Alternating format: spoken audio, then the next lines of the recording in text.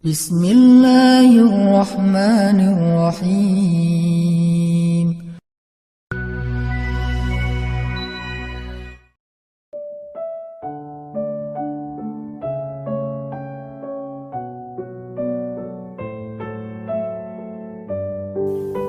Dengan doa.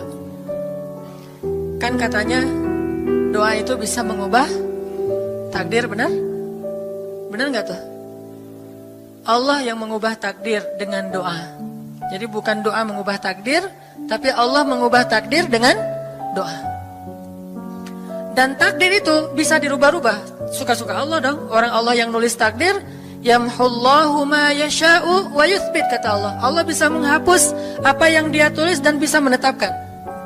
Jadi nggak usah pesimis, nggak usah putus asa dulu. Wah, kayaknya memang takdirnya nggak bisa. Orang yang jahat kayak saya, yang pernah punya masa lalu yang kelam, nikah dengan akhwat yang hafizoh dari pesantren apa gitu. Kan kayaknya takdirnya nggak. Wal hafizin, wal hafizat, gimana sih? Wal hafizin, gimana sih ayatnya? Saya jadi lupa. Orang yang soleh, orang yang menjaga diri dengan orang yang menjaga diri, orang yang soleh dengan orang yang soleh. At-thayyibin lit-thayyibat, maaf. At-thayyibin lit-thayyibat. Orang yang baik ketemu orang yang baik. Tapi kan saya mah orangnya udah keburu nggak baik duluan. Sekarang lagi belajar jadi orang baik tapi belum baik-baik amat. Sedangkan dia mah udah terpelihara dari dulu. Kayaknya kita mah nggak sekufu, nggak selevel, beda dunia. Yang satu dunia putih, satu dunia hitam. Ini gimana nih nggak ketemu nih? Takdirnya mungkin kita emang nggak layak untuk dia, tetapi dengan doa Allah Subhanahu Wa Taala berkuasa untuk mengganti takdir. Makanya malam ini kita akan belajar tentang bagaimana menggunakan jalur langit untuk bisa mendapatkan hajat kita, baik menikah, dapat kerjaan, punya anak, dan keajaiban-keajaiban lain yang bisa kita dapatkan kalau kita tahu cara menggunakan jalur langit. Sebelum kita masuk materi itu, yuk kita tilawah bareng-bareng ayat yang standar lah tentang doa. Udah pada tahu kan? Silahkan dibuka. Ayat apa? Surat Al-Baqarah ayat 186. Itu standar banget kalau bab doa.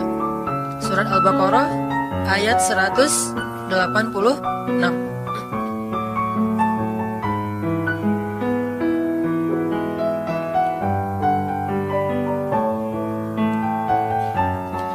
A'udzu billahi minasy syaithanir rajim. Enggak?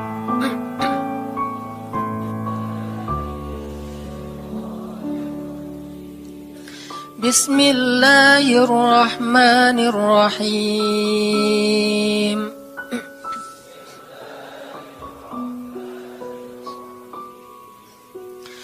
Wa idza sa'alaka 'ibadi 'anni fa inni qarib.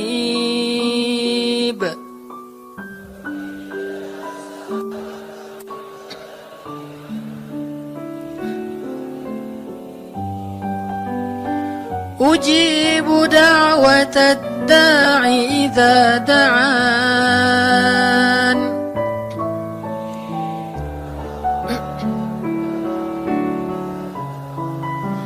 فليستجيبوا لي وليؤمنوا بي لعلهم يرشدون.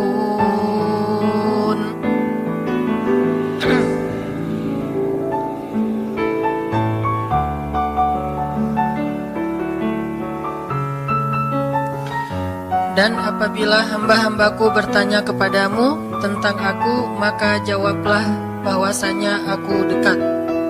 Aku mengabulkan permohonan orang-orang yang berdoa kepadaku apabila dia memohon kepadaku.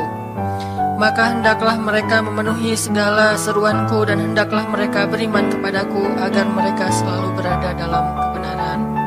Shadaqallahul azim. Teman-teman yang dirahmati Allah Subhanahu wa taala, ayat ini adalah ayat kalau kita kasih judul ayat ini tuh janji Allah kepada orang yang berdoa. Janji Allah kepada orang yang berdoa. Makanya doa itu benar-benar senjata orang mukmin. melebihi senjata apapun yang dimiliki oleh seseorang. Paling dahsyat itu kalau punya doa. Jadi kalau orang yakin kepada Allah, maka dan keyakinan dia kepada Allah lebih besar daripada keyakinan dia kepada apapun, maka selama dia masih bisa berdoa kepada Allah, dia tenang. Ada masalah dikit, oh ilahi. Ada masalah dikit, ilahi. Ada masalah dikit, Rabbi. Terus saja. Ada masalah sepele apapun, minta ke Allah. Ada masalah apapun, minta ke Allah. Dan kata Nabi, janganlah kalian menjadi lemah dalam berdoa, karena sesungguhnya tidak akan binasa seseorang selama dia masih berdoa kepada Allah. Itu hadis Nabi dari Aisyah. Janganlah kalian menjadi lemah dalam berdoa, artinya jadi pundung, jadi putus asa dalam berdoa, karena tidak akan binasa seseorang selama dia masih berdoa kepada Allah Subhanahu wa taala. Jadi kalau kita masih terus mengharap dan meminta kepada Allah, kita nggak akan binasa, kita nggak akan kalah, kita nggak akan rugi. Dan kata para ulama, segala sesuatu di dunia ini akan pergi dan tidak kembali. Ini clue penting nih, bisa dicatat. Segala sesuatu di dunia ini akan pergi dan tidak akan kembali kecuali doa. Dia pergi dan dia pasti akan kembali. Segala sesuatu kalau udah pergi di dunia ini nggak akan kembali lagi. Kalau pergi di sini maksudnya pergi kepada Allah. Tapi kalau doa pergi ke Allah, dia pasti akan balik lagi kepada yang meminta. Satu-satunya yang pergi ke Allah dan kembali di dunia ini hanyalah doa. Makanya ayat ini kalau kita kasih judul adalah janji Allah kepada hambanya yang berdoa. Allah berjanji, apa kata Allah? Inni qaribun. Aku itu dekat. Maksudnya gak mungkin aku gak dengar doa kalian. Begitu kita berdoa, kita pikir, Allah dengar gak ya? Jangan-jangan kok doa saya belum diijabah, kayaknya Allah gak dengar yang kemarin, saya harus keraskan lagi suara saya.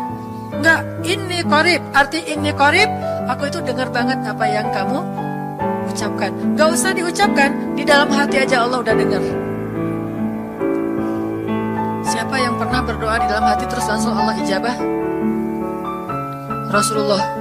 Coba teman-teman buka awal juz kedua. Ayat surat Al-Baqarah ayat 144. Itu gara-gara Nabi ada harapan di dalam hati tapi gak berani ngomong gitu ke Allah. Cuma dipendam di dalam hati doang.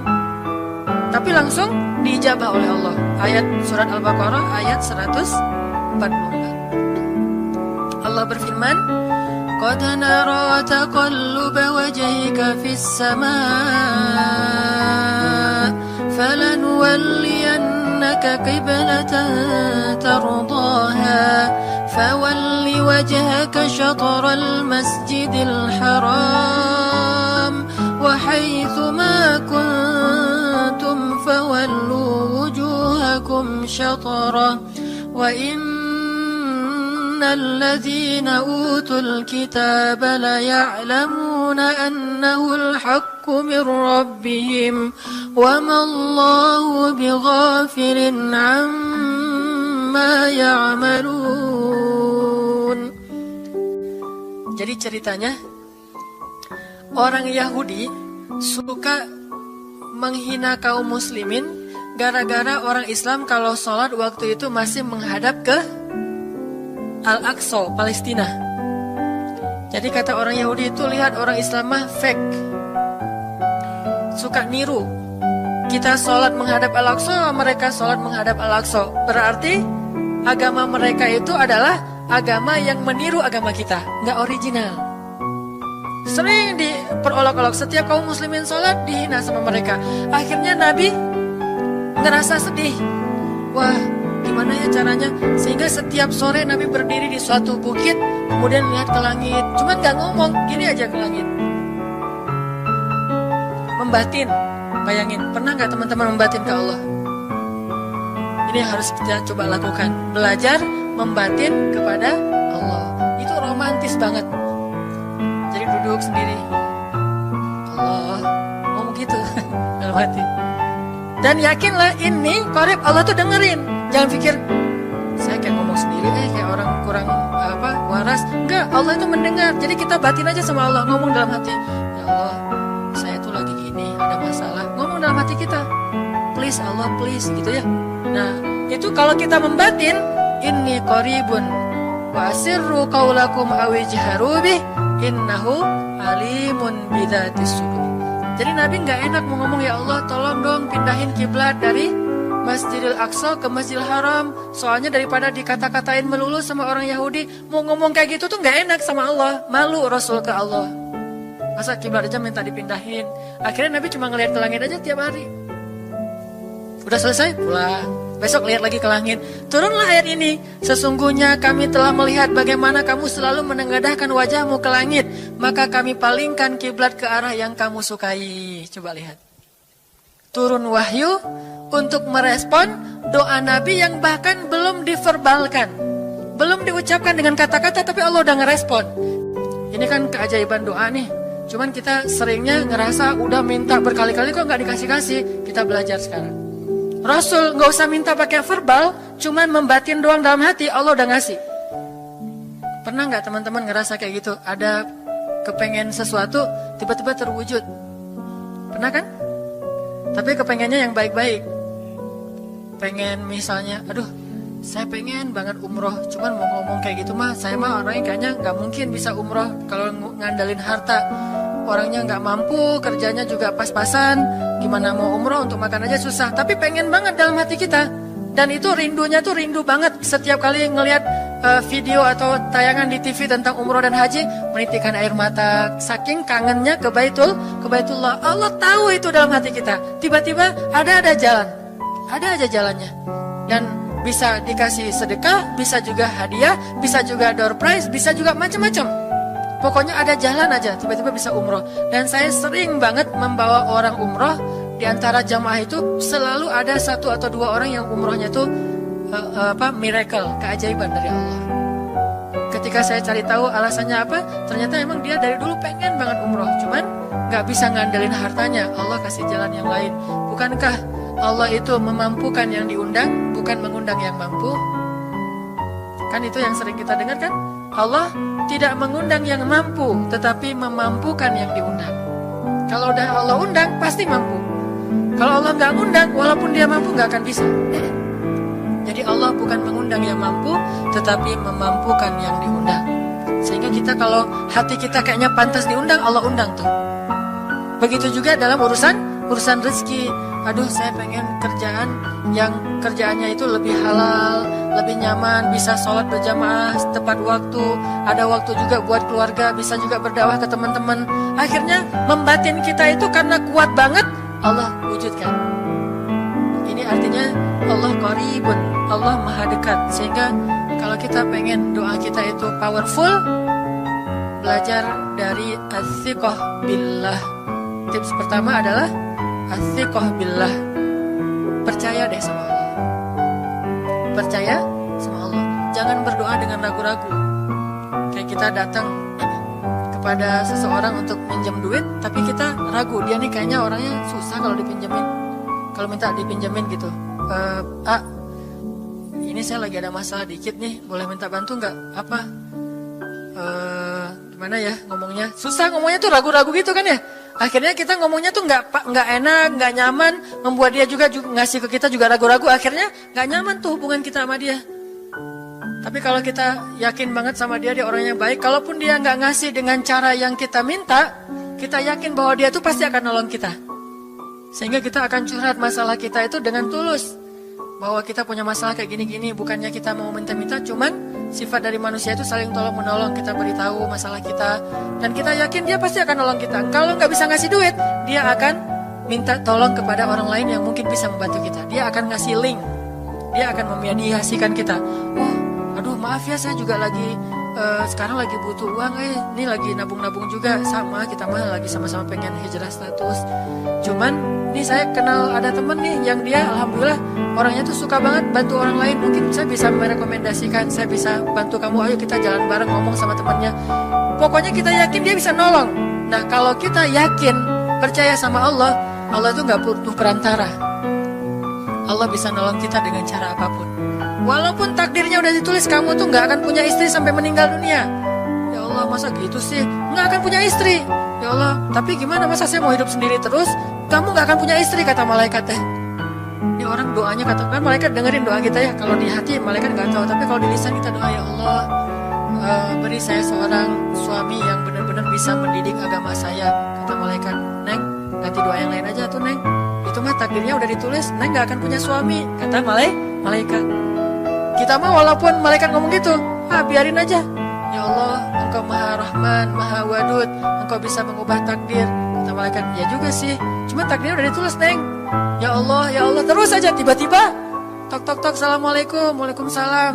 Ayahnya nemuin, ternyata pas kita nguping dari kamar, wah itulah calon pangeran kita yang datang untuk melamar kita, calon raja, calon imam. Malaikat heran-heran, wah subhanallah nih si Neng ini gak putus asa dalam meminta. Kita juga gitu, doanya terus. Walaupun takdirnya sudah ditulis, karena Allah bisa mengubah takdir lewat doa dan harapan. Masih ingat cerita seorang ibu di zaman Nabi Musa dulu? Yang datang kepada Nabi Musa bilang, ya Nabi Allah, ya Kalim Allah, saya gak punya anak, udah tua kayak gini, bisa gak ya saya minta tolong Nabi Musa doa kepada Allah supaya saya punya anak. Kata Nabi Musa, bisa aja sih, nggak apa-apa ibu. Ya udah saya doain, ya Allah, ini ada ibu minta anak. Kata Allah, ya Musa bilang ke dia nggak akan punya anak, itu sudah takdirnya. Kata Nabi Musa, ibu maaf, udah ada jawaban nih dari Allah. Gimana ya Nabi Musa? Allah bilang takdir ibu nggak akan punya anak. Oh gitu ya, ya udah deh pulang. Sampai di rumah, ya Rahim, ya Rahim, doa aja terus. Besok datang lagi, karena dia pengen tahu kabar dari langit. Nabi Musa itu bisa bicara ke langit. Ya Nabi Allah, saya mau tahu nih, kira-kira Allah sudah memperkenalkan belum ya permintaan saya? Permintaan apa? Pengen punya anak. Tapi kan kemarin udah, kata Allah takdirnya gak akan punya anak. Ya coba aja dulu sekali lagi, siapa tahu sudah mau sekarang Allah memperkenankan. Wah ini benar-benar dia husnuzan sama Allah, siqah, percaya sama Allah. Gak percaya kepada yang lain, percaya sama Allah aja. Nabi Musa karena udah terus aja direngekin minta gitu, Nabi Musa bilang, ya Allah, ini ada ibu yang kemarin, gimana dong ya Allah? Kata Nabi Musa, kata Allah, ya Musa, takdirnya dia gak akan punya anak. Bilang sama dia, ibu, udah terima aja takdir ibu gak akan punya anak. Oh iya, pulang lagi. Ya Rahim, terus aja sepanjang malam, sepanjang hari doa. Berhari-hari datang lagi kepada Nabi Musa. Ya Nabi Allah, udah berubah belum? Udah mau belum Allah ngasih saya anak? Kan udah kemarin takdirnya, tapi coba lagi, sekali lagi aja.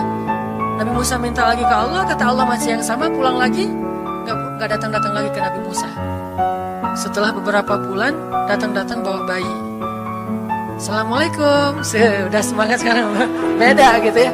Kalau dulu Assalamualaikum, melas gitu ya. Sekarang Assalamualaikum, Nabi Musa. Kata ibu, ibu yang kemarin? Ya itu siapa? Anak saya. Anak ibu? Anak kandung maksudnya? Bukan nyuri. Ini anak kandung saya, ini Nabi Musa. Wah, Nabi Musa gak wah sih, subhanallah kalau Nabi Musa. Kalau saya mah wah gitu ya. Kalau Nabi Musa, Masya Allah. Nabi Musa tanya ke Allah, ya Allah, itu ibu yang kemarin katanya takdir gak akan punya anak, kok bisa punya anak? Ceritanya gimana Allah? Ceritain dong, saya kok gak update gitu informasinya. Kata Musa tanya. Allah ngasih update. Kata Allah, Musa, setiap kali aku bilang dia gak akan punya anak, dia terus berdoa dengan menyebut Ya Rahim, Ya Rahim. Allah itu kan senang banget dipuji, dan Allah lebih berhak untuk dipuji. Kalau kita senang dipuji gak baik. Kalau Allah senang dipuji, emang punya hak untuk dipuji kan? Allah senang dipuji. Dia bilang Ya Rahim, kamu bilang gak akan punya anak, dia bilang Ya Rahim, terus saja berharap. Wahai Musa, sesungguhnya rahmatku mendahului takdir. Rahmatku mendahului takdir. Akhirnya dengan sifat Rahim, Allah mengubah takdir ibu ini. Walaupun secara ilmiah gak mungkin punya anak karena sudah menopause. Tetapi Allah yang memiliki kekuasaan atas segala sesuatu. Nah, tips pertama adalah kalau kita pengen doanya powerful, melahirkan mukjizat dan keajaiban, adalah as-siqah billah. Harus percaya sama Allah. Pertama, percaya bahwa Allah Subhanahu wa taala itu Maha Kuasa mengubah apapun yang Dia kehendaki. Apa yang Allah ingin, Masya Allah, kan pasti terjadi. Wa man lam yasha lam yakun. Kalau Allah nggak pengen, nggak akan terjadi. Jangan suuzon sama Allah terus bilang, nggak enak banyak minta, amal saya sedikit, mending saya beramal aja, gak usah banyak minta. Jangan memperlakukan Allah seperti kita memperlakukan makhluk. Orang kalau kita banyak minta, dia akan kesulitan. Lama-lama dia akan merasa terganggu. Tapi Allah kalau nggak diminta, dia marah. Manusia kalau kita minta banyak-banyak, dia marah. Allah kalau kita nggak minta, dia malah marah. Masya Allah ya, luar biasa. Allah tuh senang banget kalau hambanya meminta. Sehingga di antara hamba yang paling Allah cintai, di antara hamba-hambanya, hamba yang paling banyak menengadahkan wajah dan telapak tangannya. Ilahi, ilahi. Minta sama Allah, Allah tuh suka banget diminta. Orang yang suka meminta itu bahasa Arabnya awwahun. Inna Ibrahim la awwahun halim. Ibrahim itu hamba yang awwahun halimun. Awwah halim. Halim itu artinya menahan amarah. Awwah da'a. Da'a artinya banyak berdoa. Kalau da itu berdoa. Kalau da'a senang banget doa. Ada masalah dikit, ilahi, Robbi, ngadu aja ke Allah, manja gitu. Dan Allah tuh senang banget dengan hamba yang kayak gitu. Sehingga sampai Nabi mengatakan, mintalah kepada Allah walaupun cuman garam. Garam aja minta ke Allah. Sepele banget masalah kita. Ya Allah, mudah-mudahan nanti gak macet ya. Minta sama Allah. Kok macet ya Allah? Ya biar kita sabar. Udah tahu jam macet berangkatnya telat gitu ya. Jangan salahin Allah. Tapi minta, bilang, biasakan kita tuh komunikasi sama Allah dengan manja. Ya Allah, mudah-mudahan saya bisa jawab ujiannya. Udah belajar sih ya Allah, cuma gak tahu kan semuanya di tanganmu. Minta ke Allah, Bismillahirrahmanirrahim, makan ya Allah, ini rezeki darimu, makasih ya, makan. Kalau bahasa lainnya makasih, Alhamdulillah. Alhamdulillahilladzi at'amani hadza wa razaqanihi min ghairi haulin minni wala quwwah. Hafal tuh? Kalau nggak hafal, udah aja bismillah lah. Alhamdulillah gitu. Bismillah ya Allah, Masya Allah ini rezeki darimu. Udah selesai makan, udah sendawa gitu. Alhamdulillah, Allah baik banget. Ngomong sama Allah, sering-sering komunikasi sama Allah. Dan Allah itu wa huwa ma'akum aina ma kuntum. Dia bersama kalian dimanapun kalian berada. Bersama ya, bukan ada. Kalau ada itu beda. Allah di mana-mana itu beda. Tapi Allah bersama kalian itu artinya Allah melihat, Allah mendengar, Allah menyaksikan, Allah mencatat, Allah maha menilai bersama kita. Kalau ada, dia bertempat. Sehingga nanti kalau ada anak bilang, "Mah, Allah di mana?" Allah ada di mana-mana, Dek. Ntar dia malah karena cerdas, kalau gitu di WC juga ada, kan nggak boleh kan? Ini jawaban yang keliru, kurang filsafat. Allah itu bukan ada di mana-mana. Allah bersama kita dimanapun kita berada. Itu beda. Kalau bersama, ma'iyah, artinya Allah melihat, menyaksikan, mendengar, menghargai, dan terus memelihara dimanapun. Sehingga gak usah khawatir bahwa ini mah gak di masjid, gak apa-apa. Selama bukan di tempat yang najis, seperti di kamar mandi atau di mana ya, tempat-tempat yang gak boleh, kita itu mah gak. Tapi yang di tempat yang umum, di pasar, di jalan, lagi di kendaraan, di dalam masjid, di luar masjid, Allah, ilahi, Rabbi. Kalau perlu lebih lebih manja lagi, pakai irama dikit, Allah, gitu. Kayak orang manggil temennya gitu. Atau kita miss call Allah dulu. Ya Allah, udah gak ngomong apa-apa. Itu miss call. Miss call Allah. Ngapain miss call? Caper, kangen sama Allah. Allah, gitu lagi. Itu zikir kan? Allah, kata Allah, ada apa hambaku? Allah lagi, terus aja Allah di miss call berkali-kali. Pas Allah buka, wah 100 miss call. Allah 100 kali zikir. Udah 100 kali miss call, Allah yang telepon balik. Ada apa hambaku? Wah, ditelepon sama Allah. Lewat kejadian-kejadian hidup, tiba-tiba ada kejutan dari Allah. Langsung bilang sama Allah, thanks Allah. Kan romantis tuh sama Allah. Jangan cuma sama cewek doang bilang thanks, segala macam bahasa-bahasa yang keren. Sama Allah juga harus keren. Tapi setelah thanks, alhamdulillah, karena itu yang paling baik. Intinya harus percaya sama Allah. Allah tuh senang banget didoain, kita berdoa kepadanya gitu. Allah tuh senang. Terus makna percaya sama Allah juga, kita percaya bahwa Allah itu nggak akan ngecewain orang yang berdoa. Ujibu da'watad da'i idza da'an. Aku pasti mengijabah doa hamba-hamba yang berdoa kepadaku. Gak usah khawatir, pasti diijabah. Tapi kok masih belum aja Ustadz? Nah, kita harus belajar apa itu makna diijabah. Jangan-jangan Allah udah mengijabah, kita gak ngerti. Kayak kayak ada analogi tentang orang yang tenggelam, terus dia meninggal sambil menuduh Allah, Allah kok nggak nolong saya, bukankah aku sudah mengirim pelampung? Jadi pelampung itu cara Allah menolong kita. Kita harap ditolongnya tiba-tiba selamat aja di pantai. Nggak kayak gitu, Allah punya cara. Sehingga kita harus belajar memahami maksud Allah. Allah maksudnya apa? Di antara cara Allah mengijabah, kata para ulama, satu, Allah mengijabah persis seperti yang kita minta. Dua, Allah mengijabah yang lebih baik dari yang kita minta. Yang ketiga, Allah kalau nggak ngasih persis, ngasih yang lebih baik, dikasih di akhirat. Bahkan itu lebih keren daripada di dunia.